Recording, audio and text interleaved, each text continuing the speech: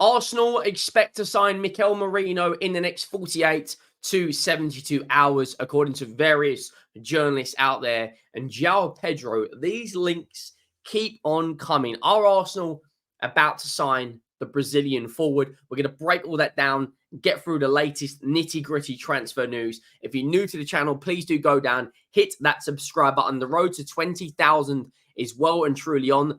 91% of everyone who watched yesterday's video was not subscribed to the channel. So what are you waiting for? Go down, hit that subscribe button. That would be greatly appreciated. And then we can keep moving. We're close to 20k now. The community is growing. And of course, drop a like. You know the drill. Pay your rent and all that good stuff. If we can hit 1,000 likes, that'd be absolutely unreal. Now, according to the Standard, Arsenal do expect to sign Mikel Merino. Arsenal expect to sign Mikel Merino after latest round of talks. Mikel Merino is very keen on a move to Arsenal and is expected to join soon. The Gunners are understood to have switched their attentions to Spain's European Championship winning midfielder after completing their first major signing of the summer in Ricardo Calafiori. According to Spanish publication AS, Merino would be delighted to join Arsenal and is keen on the move to London. It is reported that Arsenal would only need to pay around 30 million euros for a player who has 1 year left to run out of his contract at Real Sociedad in La Liga. 30 million euros is around, what, 25 million pounds? Something along those lines. Very, very, very shrewd bit of business for Arsenal. And overall, I'm not going to lie, I think it's a good signing. There's a lot of people out there at the moment giving him stick because of Zubimendi's a better passer or this player's a better passer. I think on the balance of Arsenal's midfield, with Declan Rice, with Mikel Merino, with Thomas Partey, with Jorginho, obviously Declan Rice can play this advanced 8 role and play the number 6 incredibly well. And of course, you've got Martin Odegaard, one of the most creative players in the Premier League, as your number 10. I think it's a very, very, very well-balanced midfield. Now, once Mikel Merino is over the line, Arsenal are identifying forward options. Now, Pedro Neto, Gyökeres, João Pedro, Osimhen. Of course, I want to cast your mind back to the beginning of the transfer window. The number one transfer target that Arsenal had from an attacking forward position, was Benjamin Sesko. Now, of course, he's probably been advised right. He's signed another deal, get more experience under your belt, and then get your big move to the Premier League or potentially stay in the Bundesliga next year. I don't have a problem with that at all. If a player has a link with a big club, but they want to get an extra year under their belt, we saw the same with Erling Haaland. Erling Haaland's heavily linked to move to Manchester United, decided to stay one more year at Borussia Dortmund, and then Manchester City out of nowhere, with that Haaland connection through his dad, come in and get him over the line. And I don't think that's necessarily a bad thing from Benjamin Sesko. And then the second attacking option as their second choice was Nico Williams. And Nico Williams is, I guess you could say, future is serious question marks. Reports coming out that he wants to move. Reports coming out he wants to stay and play with his brother for one more year. Inaki Williams. So who knows? Who knows the ins and outs of what's going to happen with Nico Williams? Now, two other names on the list. Osimhen. Now, Osimhen's been heavily linked to a move to Chelsea. Romelu Lukaku at Chelsea wants to reignite with Antonio Conte, who is the Napoli manager. There seems to be some agreement in place with personal terms. And of course, PSG are in for Osimhen as well. I don't think Osimhen, in terms of a profile, is the best fit for Arsenal. Because they've got, Kai Havertz, Gabby Jesus, etc., etc. Of course, he's an out-and-out goal scorer and he would improve Arsenal. But in terms of the profile, he's not the most versatile player, which is what Arteta loves. He loves players to be able to play 2 or 3 different positions.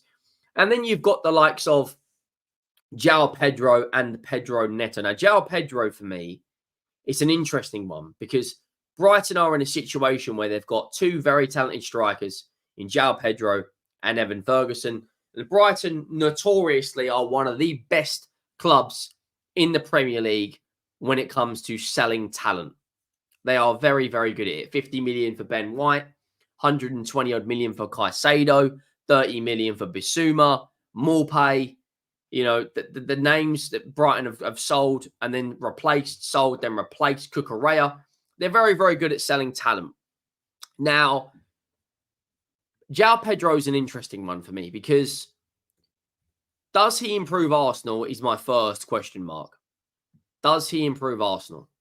He, of course, is a 22-year-old. He's relatively young, relatively experienced as well. Does, however, have 4 years remaining on his current contract at Brighton. He's been at Brighton now a year. He joined last summer. In terms of his stats, in a Brighton shirt, 6 games in the Europa League, 6 goals. In terms of his Premier League stats for Brighton and Watford, he's not a prolific number 9. I would say he's a little bit similar to Gabriel Jesus in the fact that he can play out on the left, can play out on the right, can play as a false 9. His numbers in the Premier League aren't the most clinical of player. 12 goals in 62 games and 4 assists. So 16 goal contributions in 16. So that's roughly a goal contribution every 4 games. And he only played 1,600 minutes in 31 games at Watford. Now, Brighton are in an interesting situation because, of course, they've got the likes of Evan Ferguson, who is going to be a very good striker in the coming years. And João Pedro has got a bright future as well. In my humble opinion, he is a very good striker in terms of the versatility. Now, as brilliant as João Pedro is in terms of the technical, the intricate 1-2 passing in and around the box, the running down the flanks, the flair he's got in his game, does he take Arsenal to the next level is my question. If Gyökeres and Williams are the main targets, according to reports, they got Calafiori over the line. They're on the verge of getting Mikel Merino over the line. Does João Pedro, my question, take Arsenal to the next level? Let me know down below. And then, of course, another player who I guess is in a similar situation at Wolves is Pedro Neto. He is also got a relatively big future, I would say. Now, of course, Pedro Neto, I think, does improve Arsenal's front three. I think he's a little bit more direct than the options they've got. I think he's more creative at times than a Leandro Trossard and a Gabriel Martinelli and a Jesus. I don't think he's as good a finisher as those players. But from a creative perspective, I definitely think he is a different player to what they've got at the moment. But again, is he worth £60 million? Does he improve the Arsenal front line? And we've got some breaking news coming out from the Standard, and it says key moments in Nico Williams' future. And they believe the next 72 hours is a huge part in the Nico Williams' future. Key moment in Nico Williams' future. Reports in Spain that Nico Williams will make an early return to pre-season training are expected to be confirmed today when he lands.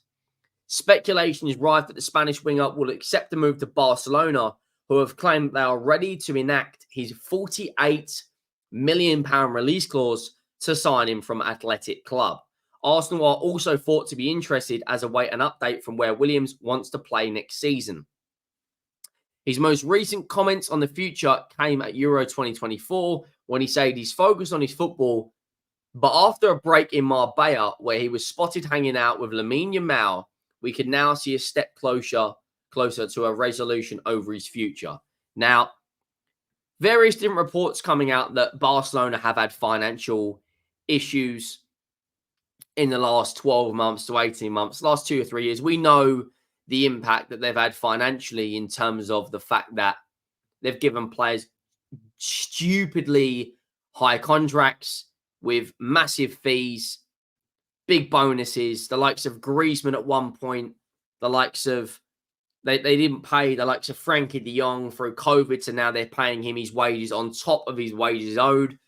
They haven't made the smartest financial decisions in the last 2 or 3 years. Dani Olmo, of course, is expected to be a Barcelona player in the coming days. Now, with the likes of Nico Williams returning, just because he hangs out with Lamine Yamal doesn't necessarily mean he's going to be a Barcelona player. Jude Bellingham is very, very close to Trent. Doesn't necessarily mean Trent is going to be a Real Madrid player. You know, I think this week's going to be massively important, not just for Arsenal, for every Premier League club. We are 5 days away now from the Charity Shield. That's the first game, really, in my opinion, of the season, and a lot of people's opinion. Then after that, a week afterwards, Arsenal take on Wolves. I expect Mikel Merino's deal to be done and dusted by then. And then I expect Arsenal to move for a forward. Now, is that going to be Nico Williams? Is that going to be João Pedro, Victor Gyökeres, Osimhen, Pedro Neto? There's a lot of concrete links out there that Arsenal want to bring a forward in. And there's also a lot of links linking them to various different forwards. But the next 24 to 72 hours is going to be massively important for Nico Williams. And in that time, I expect Arsenal to be very, very close or have wrapped up Mikel Merino. Then it's about who's the next forward they want to bring in. Because we've spoken about this many times and we'll speak about it again. Arsenal have got 2 games to play. So they're in a comfortable position. Tottenham have only got 1 pre-season game left. Tottenham have got Bayer Leverkusen, which will be a very interesting test on Wednesday to kind of find out what they're like coming up against a real quality side. And you'd expect the bulk of the Arsenal players, other than maybe Saliba, or maybe Saliba will be back, to be fit and firing in this game. You know, Liverpool looked very good in pre-season. They've won 3 out of 3, scoring 3 against Man United, 2 against Arsenal, 1 against Betis. I now expect Arsenal to put in a statement performance against Bayer Leverkusen to tell everyone that going into the season, they mean business. And then shortly after that, on Sunday, 6 days before the start of the season, Arsenal play Lyon in the Emirates Cup. Now, I think Arsenal put in a statement win, and then they go in, and their first 6 games, in my opinion, I think Arsenal fans will be happy at the fact that they've got the Manchester City game out the way so early, and a North London derby out the way so early.